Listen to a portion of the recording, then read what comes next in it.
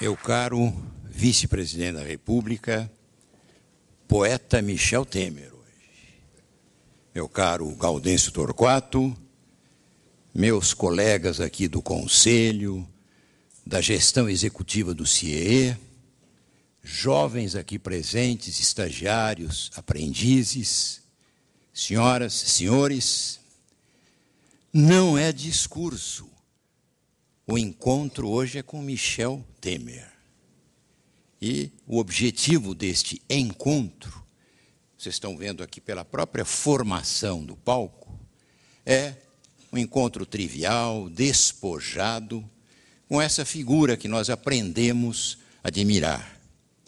Michel foi meu contemporâneo de faculdade, juntamente com outros grandes amigos, como o saudoso Geraldo Ataliba, o Dalari, enfim, o Bertelli, uma série de outros amigos que conviveram conosco e convivem até hoje, conviveram na época de faculdade e convivem até hoje.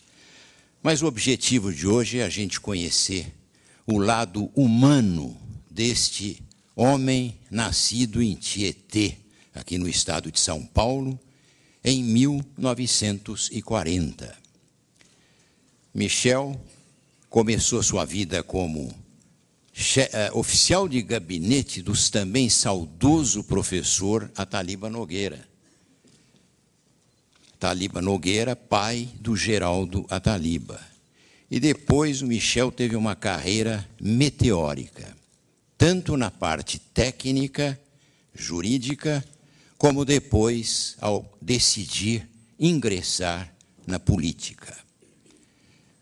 Na carreira técnica, Michel foi professor, apenas está licenciado da Faculdade Paulista de Direito da Pontifícia Universidade Católica de São Paulo, é doutor em Direito, tem um dos preciosos manuais de Direito Constitucional, publicados já na 30ª edição, e também foi secretário de Estado, exerceu diversos cargos relevantes em prol da nossa comunidade. Quando ele decidiu ingressar na política, Michel, por 6 mandatos, foi deputado federal por São Paulo.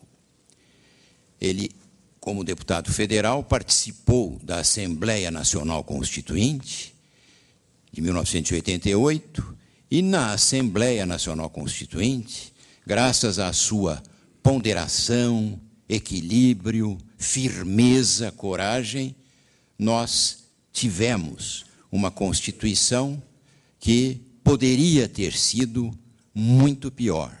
E tem capítulos, por exemplo, o capítulo da cidadania, dos direitos e garantias individuais, que são modelares. Michel teve uma presença importante nisso. E também, por 3 vezes, ele foi presidente da Câmara dos Deputados. Aí eu me lembro de uma intervenção do Michel na Câmara Federal, quando as medidas provisórias entravavam, brecavam o funcionamento do Legislativo. Professor de Direito Constitucional, então presidente da Câmara, dedicou alguns dias a estudar o problema e apresentou uma solução aceita pela situação, pela oposição, por todos, e que permitiu que as medidas provisórias continuassem a ser utilizadas. Provavelmente, aí vai uma crítica minha pessoal, não a ele, mas quem utiliza medidas provisórias, em profusão, sem aqueles 2 requisitos que, aliás, o Michel incluiu na Constituição de 88, que é a relevância e urgência.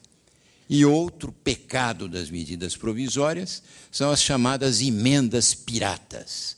Apresentada uma emenda provisória, por exemplo, que cria um fundo tributário, são apresentadas emendas piratas proibindo, por exemplo, essa em todas, né, Durso?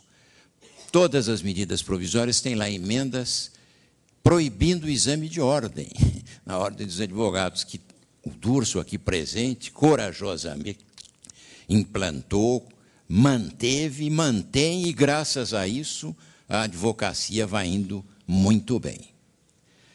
Mas tudo isso eu estou dizendo, e agora volto para o Anônima Intimidade, para dizer a vocês que, na casa do estudante, na casa dos jovens, que é o Centro de Integração Empresa-Escola, faz a ponte entre saber e fazer.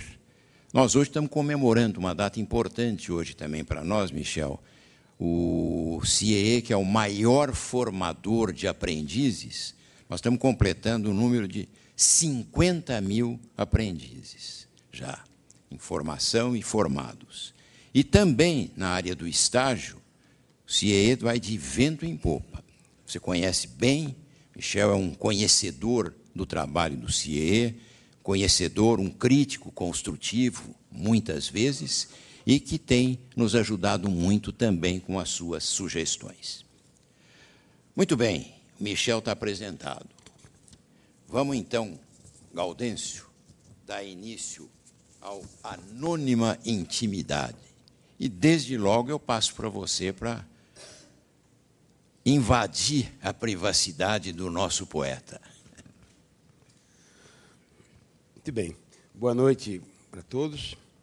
É com muita satisfação que me encontro neste, vamos chamar, sarau literário, né? Porque nós não vamos falar de política. A apresentação do professor Michel Temer, do político Michel Temer, já foi feita pelo nosso presidente Rui Altenfeld, e vamos agora falar do poeta Michel Temer. Eu quero dizer que, inicialmente, que eu conheço Michel há quase 30 anos, na verdade, 28 anos, quando fui convidado para fazer uma palestra sobre marketing político, como organizar uma campanha política, enfim, um grupinho de umas 30, 40 pessoas, lá no escritório da Avenida Paulista. E, de lá para cá, eu tenho a satisfação de conviver com Michel Temer, conhecendo as suas habilidades de político e, para minha surpresa, depois de uns anos para cá, as suas habilidades de poeta. Eu quero contar um pouco essa história, porque ele vai, evidentemente, falar um pouco sobre isso, e é o nosso objeto da conversa. Mas o Michel sempre passou essa imagem do político recatado, do homem litúrgico que cumpre rigorosamente a régua da liturgia do poder, professor de direito constitucional, mede as palavras, sabe ouvir e muito bem ouvir. Portanto, o Michel, professor de direito constitucional, o Michel político, é bastante conhecido. Mas qual não foi a minha surpresa? De um dia, uns anos atrás, ele abre a sua gaveta e me mostra uma coleção de guardanapos de avião. Uma companhia aérea,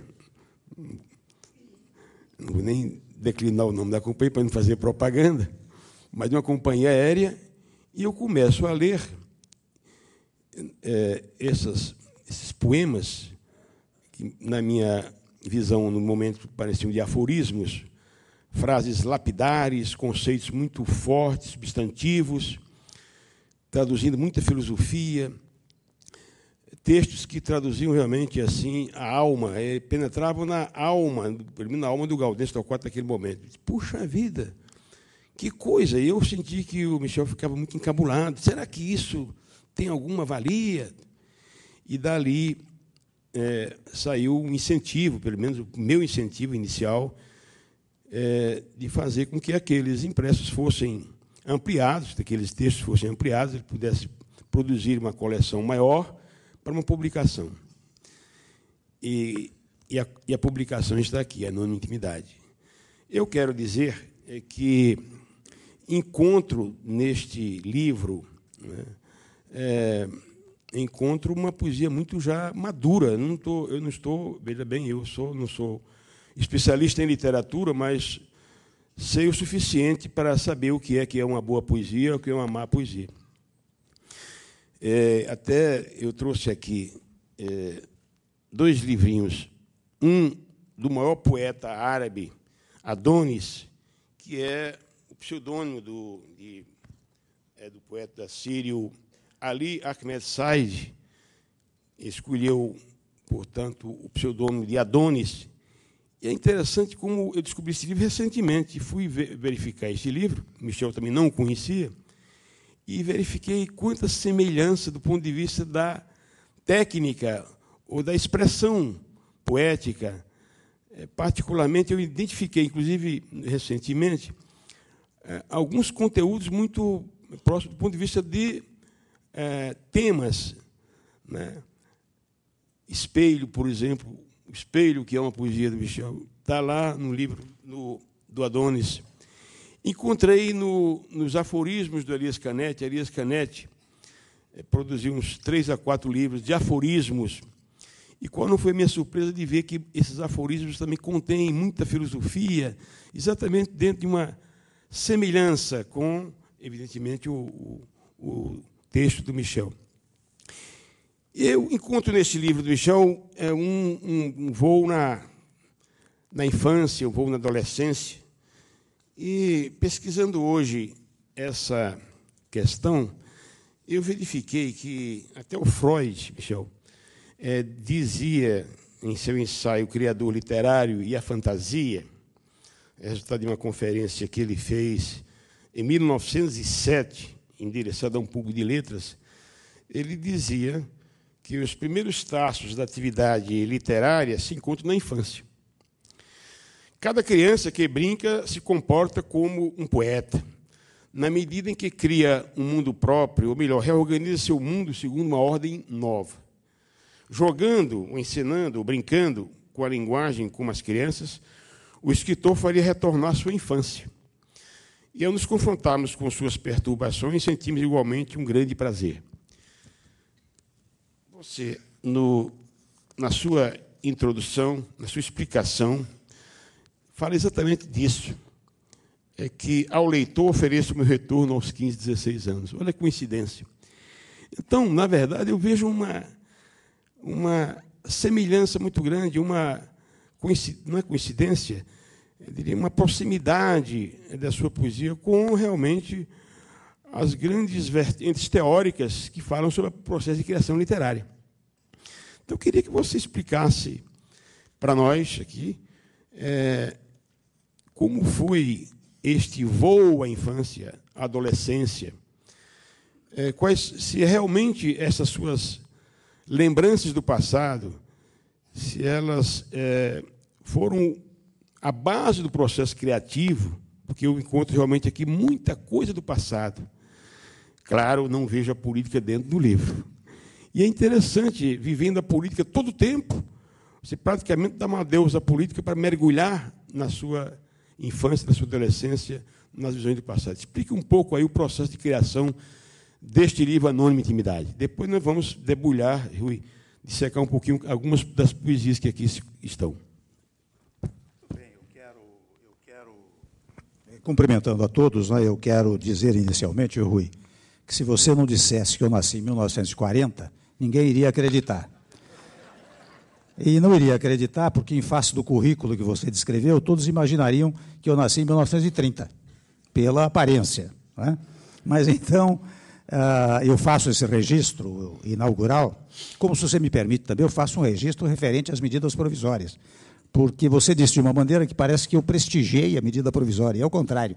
O que eu fiz, na verdade, foi restringir a utilização da medida provisória. Na verdade, você conhece bem esse tema, eu fiz uma interpretação do texto constitucional de restrição absoluta ao emprego das medidas provisórias e, portanto, a possibilidade do legislativo legislar livremente, independentemente daquelas matérias sobre as quais a medida provisória versasse. Mas eu quero, ao agradecer o seu convite, o convite do CIE, este organismo extraordinário, você disse, e o vídeo exibido mostra bem, doutor Bertelli, Durso, que o CIE faz por São Paulo e pelo país, especialmente pela juventude. Esta coisa da formação extraordinária que vocês fazem dos jovens é muito compatível com o momento atual que vive o Brasil. O Brasil hoje tem toda a sua política pública exatamente voltada para a juventude, para a infância e para a juventude, e especialmente para a formação técnica desses jovens, né? Para que eles possam, muitas vezes, sair de patamares da pobreza absoluta para patamares mais dignos de vida, como, aliás, determina a nossa Constituição num dos seus primeiros capítulos, quando diz, né, que todos têm direito a uma existência digna. E eu acho que o CIE faz exatamente este papel. Portanto, eu quero cumprimentá-lo e cumprimentar os companheiros do CIE por esse trabalho que desenvolve. Mas eu quero registrar muito alegremente e com emoção verdadeira, né? Talvez se eu estivesse fazendo um discurso político, eu dizer, estou muito emocionado, aquilo é uma coisa muito política, né? Mas aqui não, aqui eu me emociono porque nós temos uma noite aqui, como disse o Gaudêncio Torquato, né? Um sarau literário. Não vamos falar de política. E é a coisa que mais efetivamente me agrada. Quando eu digo aqui na introdução ao meu livro, Gaudêncio, que eu ofereço o meu retorno aos 15, 16 anos, eu explico por quê. Eu morava numa pequena cidade do interior, em Tietê, que na época tinha 15, 20 mil habitantes, evidentemente não tinha livraria, não é? E eu fazia lá o curso primário, depois o ginasial, e eu me encantava com os livros que eu ia apanhar na biblioteca municipal. Era o único lugar onde você conseguia cruzar com a literatura. Apanhava aqueles livros, ficava 1 ou 2 semanas, e lia os autores tradicionais, Alencar, Machado de Assis, e vários outros, né? Os poetas, Castro Alves, Casimiro de Abreu, Fagundes Varela, que era o encantamento da minha adolescência, né? Então, eu imaginava sempre que um dia eu seria escritor. É uma coisa curiosa. Quando eu vim para São Paulo para fazer o curso clássico, e ao depois ingressar na Faculdade de Direito lá com São Francisco, a minha ideia, a força motriz do meu pensamento era exatamente esta. Eu dizia, um dia eu quero ser escritor. Era uma coisa que, digamos, me realizava interiormente. Mas, curiosamente, logo que eu entrei na faculdade, no primeiro ano, 18 anos, eu fui instado a ser candidato a segundo tesoureiro do Centro Acadêmico 11 de Agosto, que era o cargo que cabia aos calouros. E fui eleito segundo tesoureiro do Centro Acadêmico 11 de Agosto. E até, curiosamente, com uma votação estrondosa, porque eu estava no primeiro ano, mas o Adib, meu irmão, estava no 4º e o Elias estava no 5º. Então, eles diziam, olha, você vai votar em quem para presidente? Vou votar em fulano. Mas vota no meu irmão aqui para segundo tesoureiro. Então, as pessoas votavam no candidato a presidente de outro partido, Gaudêncio, mas votava no segundo tesoureiro, Michel Temer, né? E, com isto, interessante, comecei a incursionar por essa atividade política, né? E comecei a abandonar um pouco, sem embargo da academia, ser um lugar de muita boemia, né? E eu morava precisamente na casa do estudante, que era um lugar onde moravam 100, 120 estudantes da Faculdade de Direito, né? Lá se declamavam poesias, e eu, naquela época, aprendi a declamar, né? Houve época que eu, hoje ainda conheço, mas eu conheci o Navio Negreiro de cor. E quando ia às festinhas, evidentemente, lá declamava o Navio Negreiro, declamava o Operário em Construção, do Vinícius de Moraes, porque era um hábito também do tempo da faculdade. Portanto, nesse tempo também, Torquato, eu alimentava a ideia de que um dia eu seria escritor. Mas interessante, eu saí de lá depois de ser candidato à presidência do Centro Acadêmico 11 de Agosto, e acabei ingressando na área universitária, né? Depois de ser oficial de gabinete do professor Ataliba Nogueira, que até me dizia uma coisa curiosa, ele me levava aos sábados, eu tinha 23 anos de idade, ele me levava aos sábados para despachar com ele no gabinete, né? E eu ficava muito honrado, embora a minha participação no despacho era o seguinte, ele assinava, eu puxava a folha, não é? Eu puxava a folha.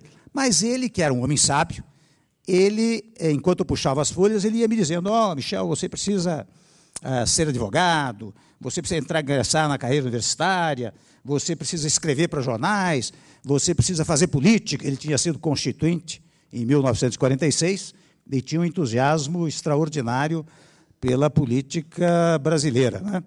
Então, eu ouvi aquilo com muita atenção, ia gravando. E aquilo me influenciou muito, porque eu achei que eu deveria entrar na universidade, deveria fazer uma carreira universitária, deveria ingressar na atividade política e deveria também advogar. Foi o que eu fiz.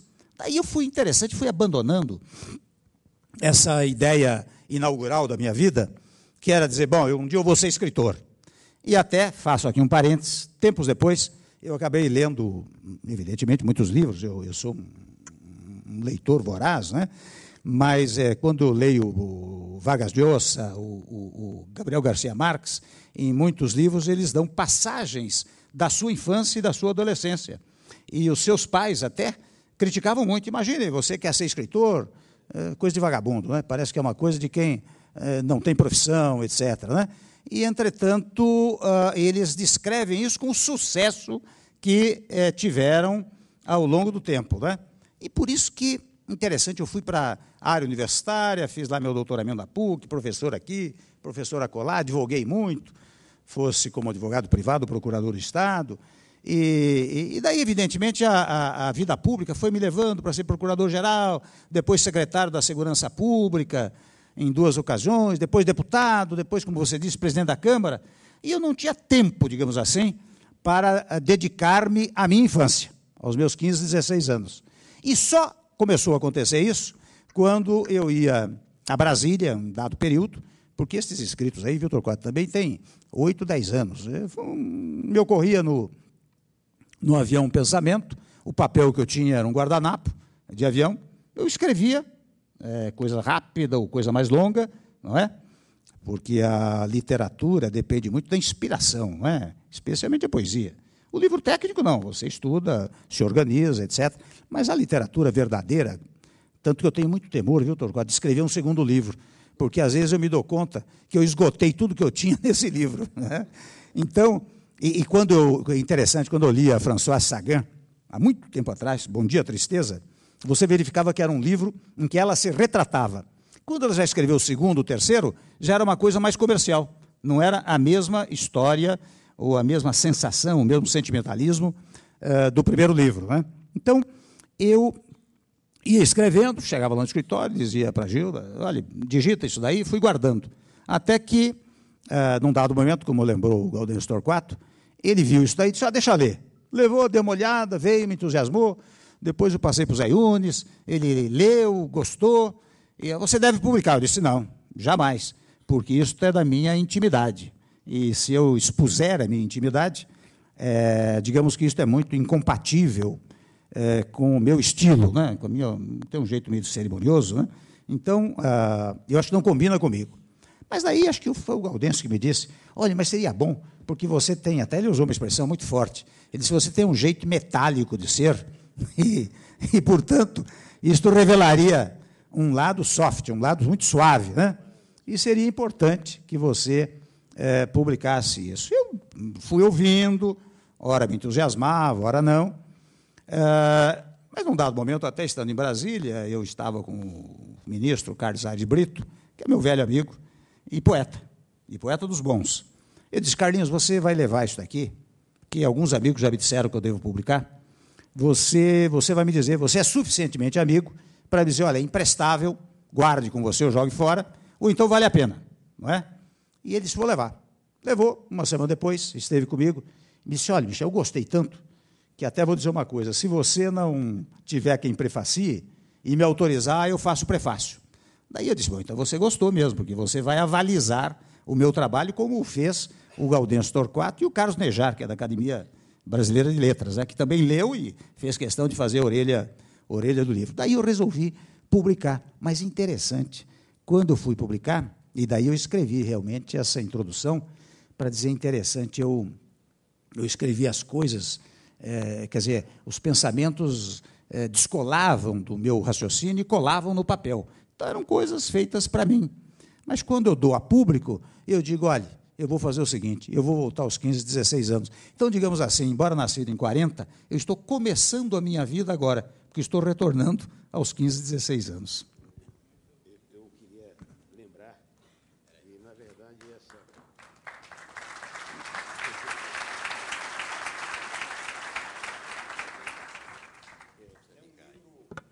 muito do eu, realmente, tem muito eu, realmente é muito... E aqui tem uma poesia que eu acho fantástica, que é o sonho da criança, né, do adolescente, e, evidentemente, também, na minha visão, foi a possibilidade que se abriu para o Michel profissional, que é o piano. Essa poesia do piano, porque piano, filme, À Noite Sonhamos, Vida de Chopin, Cornewall, Merlin Oberon e a Polonaise, tocada ao lado de George Sand. O Pingo de Sangue, no teclado branco, tuberculoso, Chopin. Encantei-me, sonhava à noite e queria aprender. Se Cornewall, Chopin, a cidade pequena. Não havia escola nem piano. Insisti. Matricularam-me numa escola de datilografia.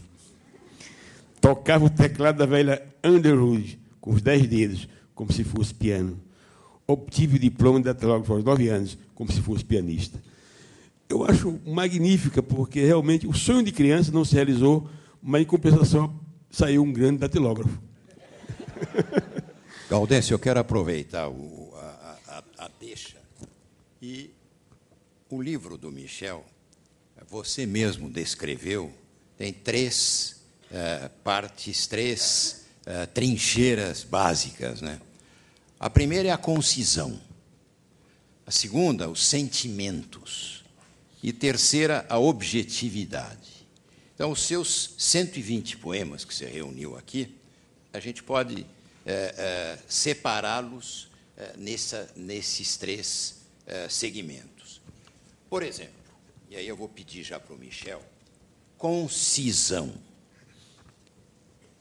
Na página 90, você tem uma reflexão, não vou chamar de poema, denominada Saber. Concisão, diz o poeta Michel Temer. Eu não sabia.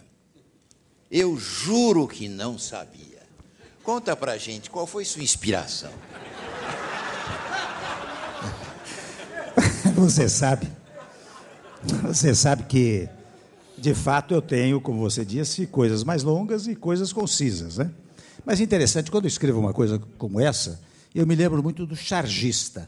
Você, às vezes, é uma charge, e a charge é capaz de, num traço, simplesmente, reproduzir uma coisa que, muitas vezes, se gastam 2 páginas para escrever, não é? Você vê uma charge, e a charge, às vezes, depois você vai ler, muitas vezes, o colunista, que explica o assunto que está na charge, mas você já compreendeu pelo exame da charge. Então, muitas vezes, eu tenho pequenas reflexões que eu penso que explicam muita coisa. O dizer eu não sabia, acho que é uma coisa da nossa vida, não é?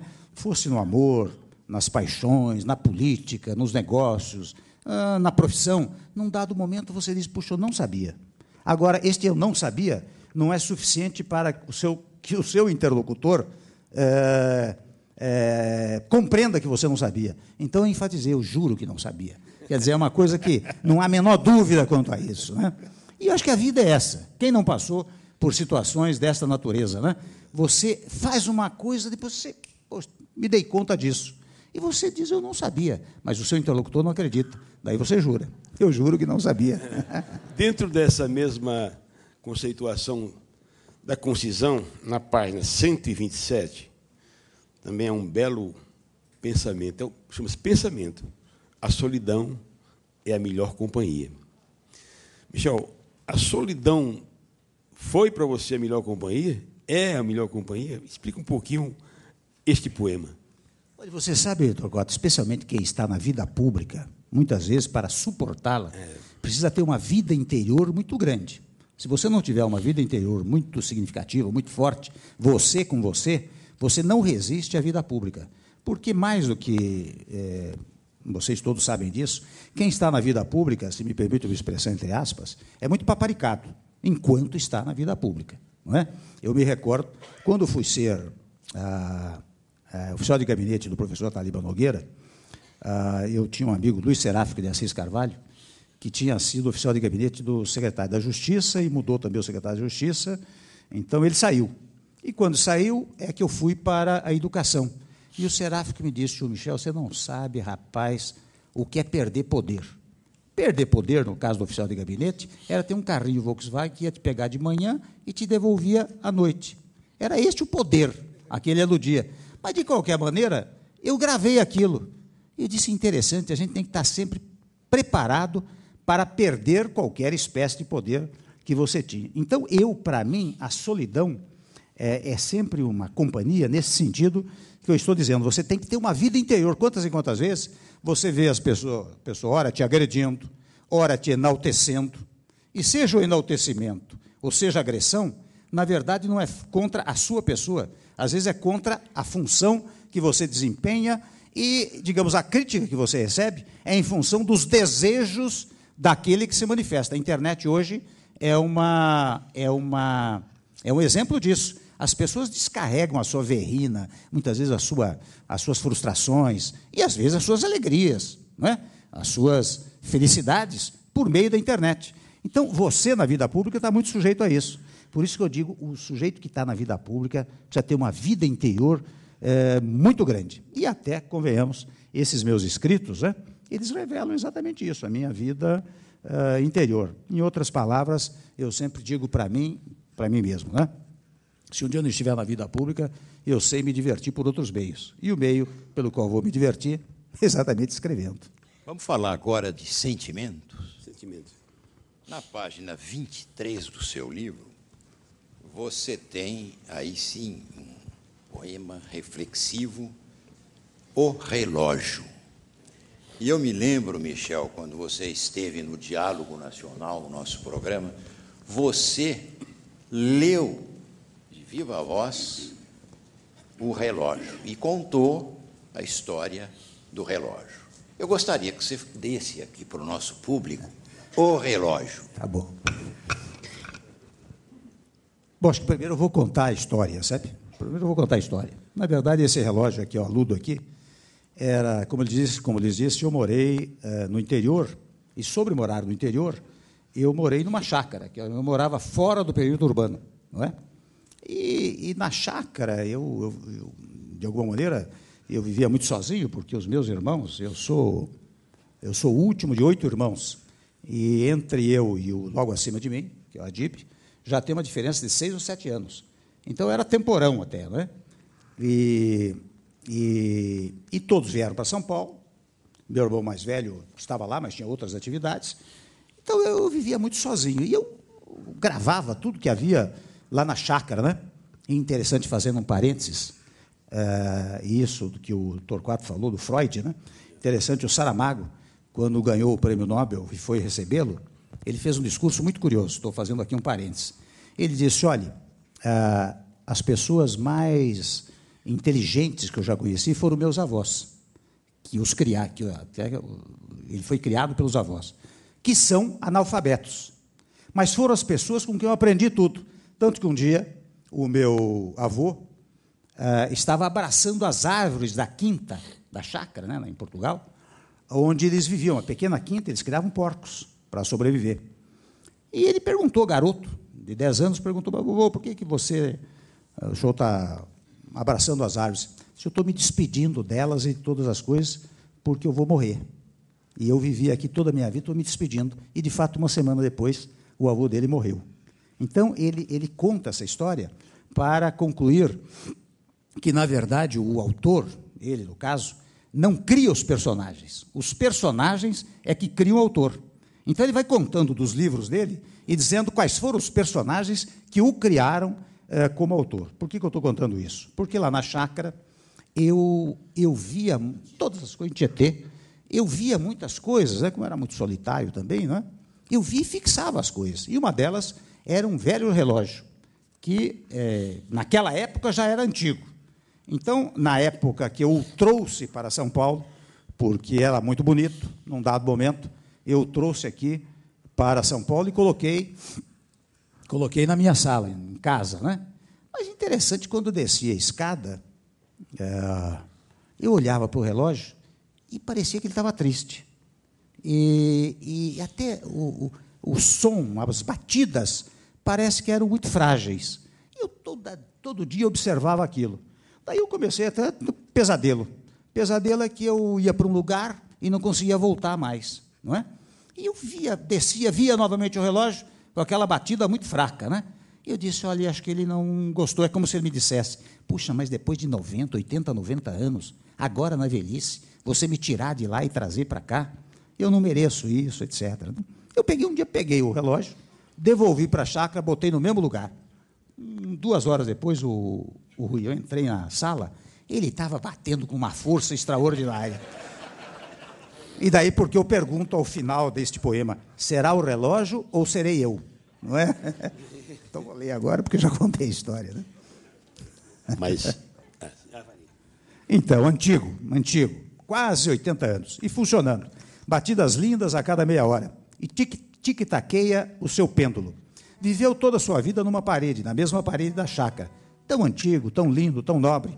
Resolvi levá-lo para casa, para São Paulo. Preguei-o na parede. Maravilha. Enricou a sala. Mas suas horas, a cada meia hora, batiam mais leve. Desci a escada e olhava. Comecei a vê-lo triste, choroso, estranhando o lugar. Depois de tanto tempo, na velhice,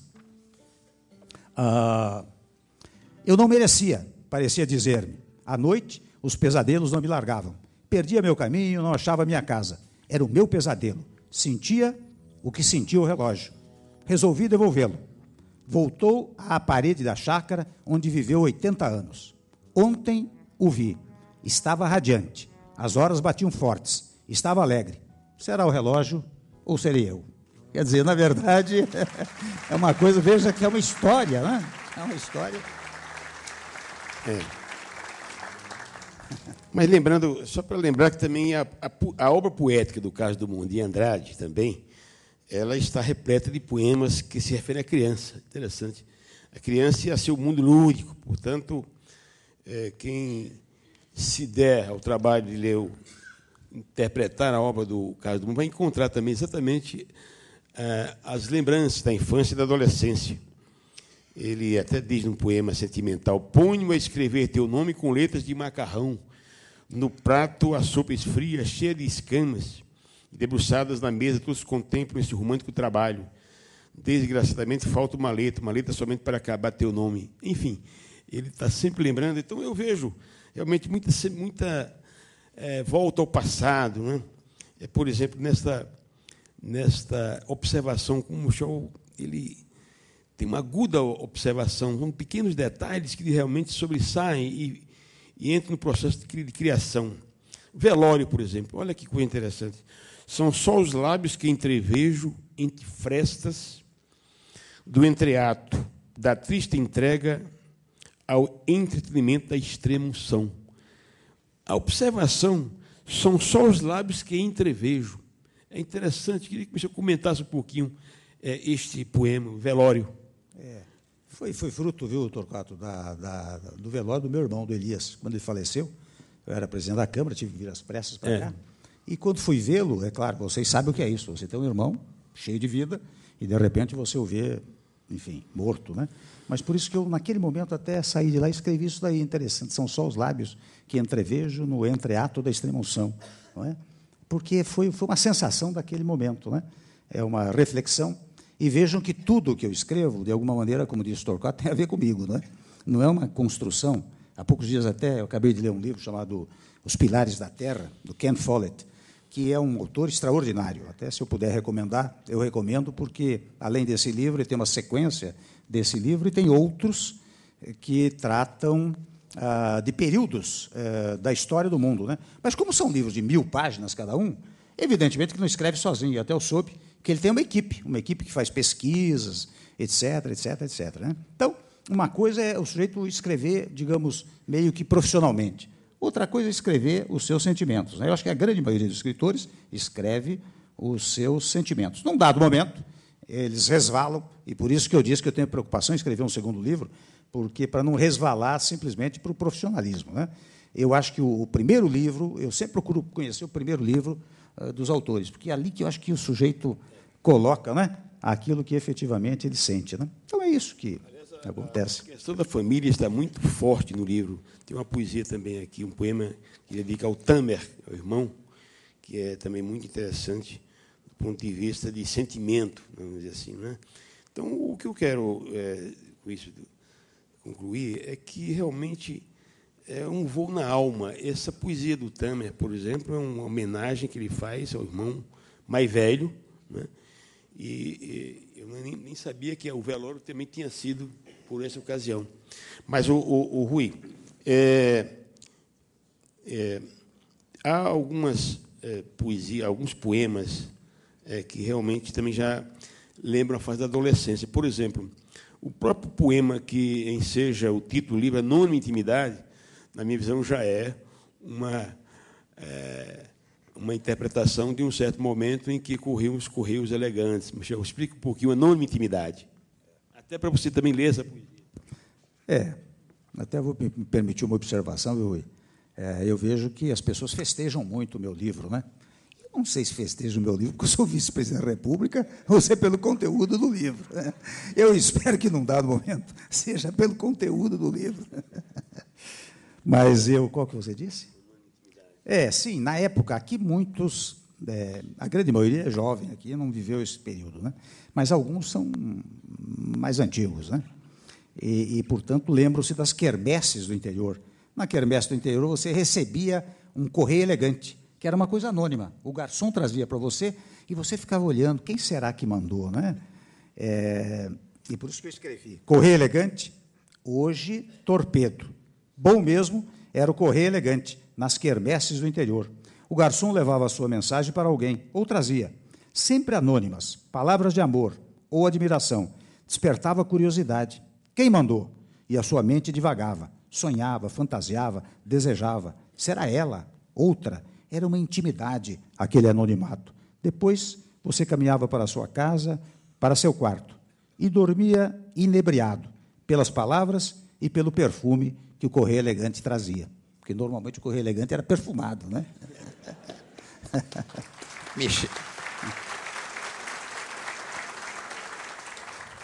Michel, você tem também uma história, um caos muito interessante que você contou também recentemente e que está aqui no seu livro, na página 88, Olfato.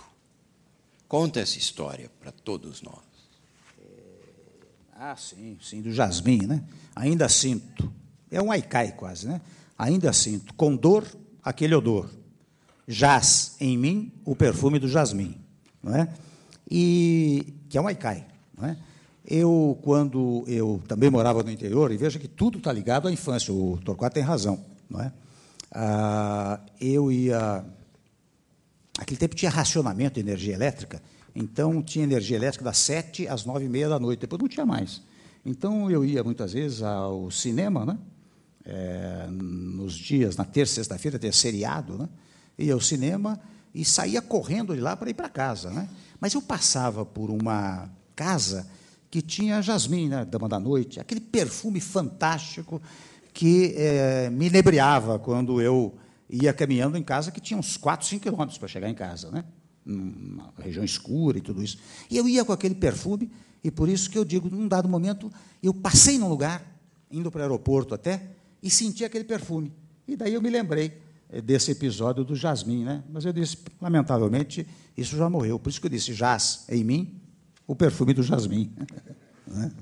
Torquato, eu acho que o tempo está chegando, mas eu gostaria que você fizesse a penúltima e depois eu vou pedir para o Michel. Eu gostaria de ouvir do Michel sobre o processo de criação. Na verdade, nós já ouvimos aqui que realmente ele traz memórias do passado, traz memórias da infância e da adolescência, mas se nós fôssemos, digamos assim, decupar o livro em torno de fases, qual é o destaque que você, um autor, vê no livro do ponto de vista da poesia mais forte, do poema mais forte, da área mais forte do livro, se é a fase da infância ou da adolescência, se Tietê está muito presente no livro, ou se outras paisagens também se fazem presentes. Por exemplo, eu vejo aqui, por exemplo, no livro, muita observação sobre o comportamento social,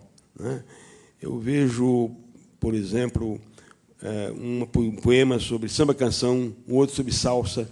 Parece que esses poemas traduzem uma época em que o observador, né, está atento à cena e, inclusive, o poema corresponde ao próprio ritmo da dança. Se você lê samba-canção, há uma certa similitude, né, há uma certa convergência entre a construção do texto do texto e o samba-canção. O samba que eu gostaria até que Michel lesse essa poesia, como também a salsa.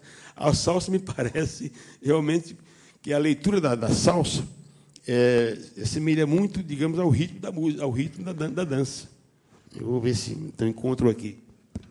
E o tango também, né? Eu escrevo um tango. O que me impressiona do tango sempre, toda vez que eu ouço, é que o bandoneon, que é a espécie de sanfona harmônica para nós, né?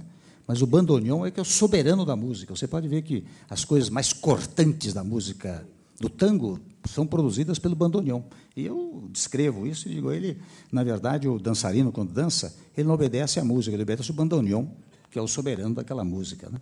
E eu percebo, quando eu vejo alguém dançar tango, eu vejo que está obedecendo aquele espaço que o bandoneon determina. Isso que, de alguma maneira, me inspirou, né? Como, de igual maneira... Bolero também. Bolero. Que é singelíssima, né? Encontrou? Os ritmos estão todos aqui.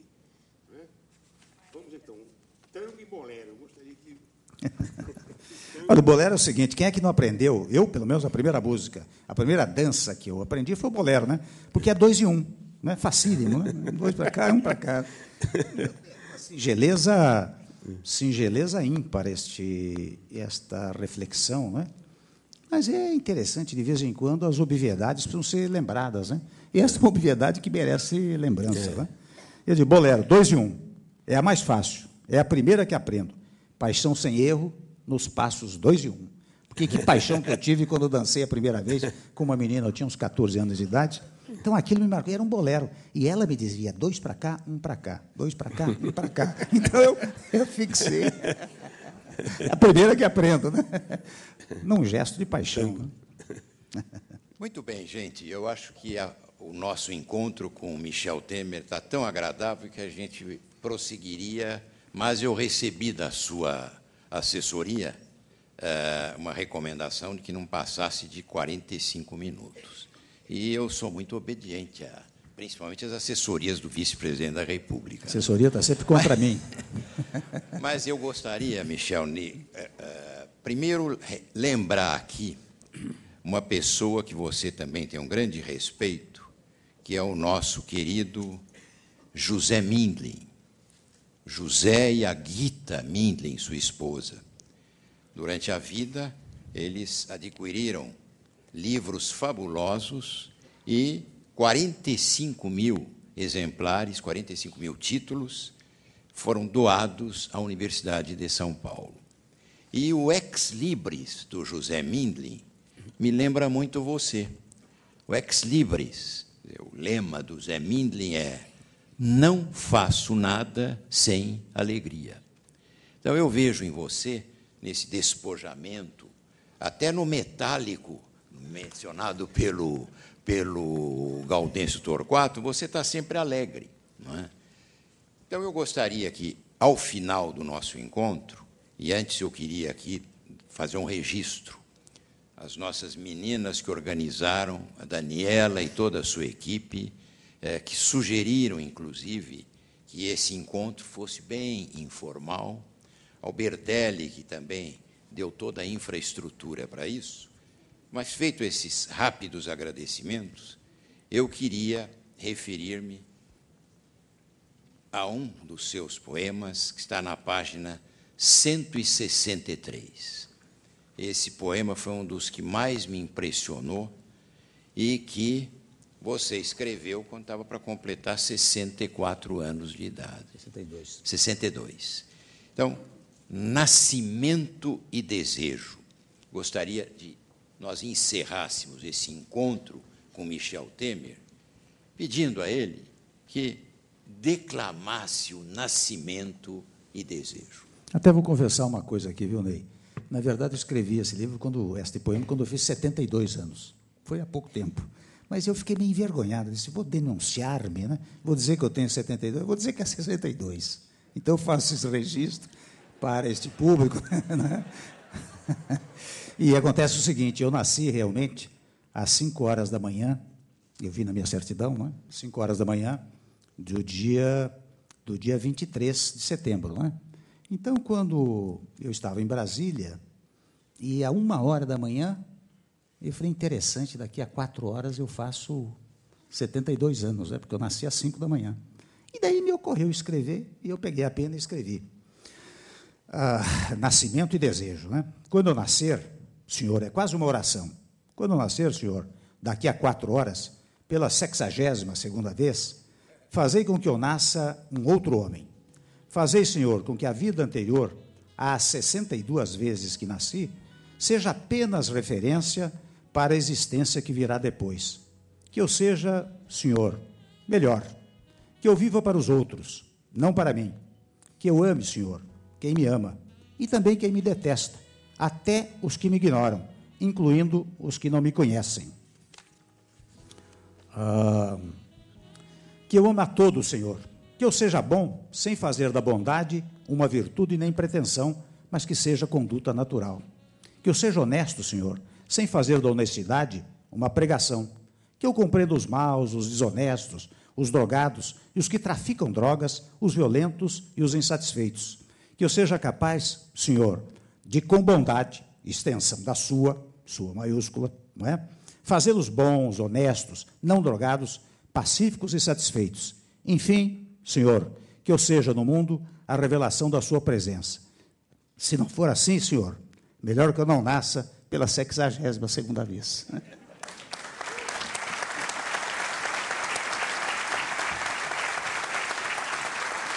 Não posso deixar de fazer uma provocação no final, que é a repetição à poesia que ele oferece a Jorge Luiz Borges.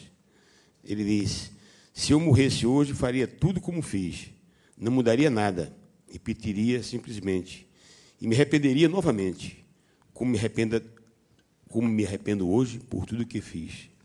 Michel, essa poesia e repetição tem realmente um ponto e um contraponto. O ponto de não me arrependeria de nada e o ponto do arrependimento. Como é que você harmoniza essas duas questões? Você realmente apagaria algumas coisas da sua vida hoje, mudaria algumas situações ou repetiria tudo de novo? Eu acho o seguinte, acho que isso é uma coisa acho que todos nós temos. Nós sempre, penso eu pelo menos tenho. Eu acho que eu não fiz o suficiente na vida, por exemplo, para melhorar a vida das pessoas, não é? Eu, muitas vezes, me dou conta de que Deus foi muito generoso comigo, não é? E me levou, enfim, me deu vitalidade, me deu a oportunidade, entre outras coisas, de estar aqui hoje, fazendo uma das coisas que eu mais aprecio, mas eu sempre tenho a sensação de que eu não cumpri uma espécie de sacerdócio, que era vir ao mundo, como as pessoas devem vir, para melhorar o mundo. E por isso que eu disse aí, numa homenagem a Jorge Luiz Borges, né? Eu disse, olha, se eu tivesse que repetir, repetiria tudo, mas me arrependeria, como me arrependo daquilo que fiz, porque acho que o que eu fiz não foi suficiente para justificar-me na vida. Júlio, só para... Vamos terminar com a volta ao nascimento. Vamos lá. Precocidade. Lembro-me da discussão, do tapa, do empurrão, dos gritos, da confusão. Nasci 10 dias depois. Meu caro Michel, eu acho que esse encontro com Michel Temer possibilitou a esse público maravilhoso que aqui está conhecê-lo melhor, conhecer o lado humano do caipira de Tietê, Michel Temer. Eu acho que nós todos passamos a admirá-lo ainda mais. Você sabe, Rui, só dizer uma coisa a vocês, há poucos dias eu estava num bate-papo, num grupo, assim, 100 pessoas, mais ou menos, sobre o livro também, né? E um deles disse, olha, você deveria abandonar a política e se dedicar à literatura. Eu espero que aqui vocês não pensem da mesma maneira. Mas o próximo livro do Michel, Quando Houver Tempo, será um romance. O sonho do Michel Temer é fazer um romance. Michel, confirmo essa observação minha, porque senão... Eu tenho uma... Não é uma história construída, eu tenho concepções na cabeça, né? De tudo que eu vivi, não é? Tudo que eu vi, não é? E até uma poesia aí que eu menciono, que eu dei o título de Edu, porque quando eu era menino, sempre, como disse, muito observador, né? Eu saía da escola, do grupo escolar, E no caminho de casa tinha hoje não tem mais isso, chamava-se Venda, que era um lugar que vendia pequenos produtos, cachaça, etc., né? E, às vezes, eu saía às 5 horas da escola, passava lá e via um sujeito de cabelo encaracolado, era um cigano, na verdade, que morava numa casinha. Posso ler até? Acho que é melhor, a história está aqui. Edu, era ele assim, Edu, violinista e pintor de paredes, um jeito cigano, pardo, cabelo encaracolado, e os olhos tristes, solitário. Morava só, num casebre, de favor. Vocês percebem que eu tenho frases curtas, né? À beira da estrada poeirenta, na pequena cidade, ano 1950. Ninguém sabia de onde viera, se tinha ou não família. Parava na venda, manchado de tinta, violino a tiracolo. Era seu único bem. Pagavam-lhe a cachaça. Toca, Edu. Melodias tristes. Enquanto tocava, seus olhos choravam. Eu, garoto de olhos vivos, a observá-lo.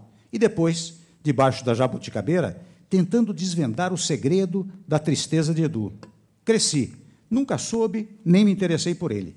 Recordo agora, toda vez que o violino toca e a lágrima surge, com a mesma tristeza de Edu, nos meus olhos cansados. Então, essa coisa da infância, né, vai criando uma coisa na sua cabeça, e por isso que o Torquato, com quem eu sempre converso sobre isso, diz que tem um romance, eu tenho realmente uma coisa na cabeça. Se um dia eu puder, eu reduzo isso a escrito. Só prestando aqui, mais uma vez, as homenagens aos que participaram do livro. O Anônima Intimidade, a editora é a Top Books. As ilustrações são do Ciro Fernandes, ilustrações maravilhosas, e o prefácio é do ministro Carlos Aires Brito. A contracapa, aliás, a orelha do livro, escrita pelo Carlos Nejar, da Academia Brasileira de Letras, e a contracapa, 3 palavrinhas sobre esta obra, pelo nosso amigo mestre Gaudêncio Torquato. Você vê que eu peguei bons avalistas, né? Para não ter dúvida. Eu passo, então, para a nossa Daniela, nossa mestre de cerimônias, para o encerramento, então, desse evento. Neste momento, o se homenageará o excelentíssimo vice-presidente da República, professor Michel Temer, com a entrega do troféu Integração, que expressa a filosofia e os objetivos da nossa instituição não governamental e filantrópica mantida pelo empresariado brasileiro. Trata-se de uma escultura criada pelo consagrado artista alemão Hans Goldammer, simbolizando a integração da escola com a empresa, como também o decisivo apoio concedido pelo CIEE aos mais de 11 milhões de jovens estudantes estagiários na busca do crescente sucesso profissional. São 2 figuras humanas representando os estudantes que amparam um terceiro jovem na sua tentativa de alcançar o sol, símbolo de sua realização profissional. Entregaremos também um diploma de mérito e agradecimento por ocasião de sua exposição. E, para entregá-los, convidamos o Dr. Luiz Gonzaga Bertelli, que é o presidente executivo do CIE, e o Dr. Rui Martins Altenfelder Silva, presidente do Conselho.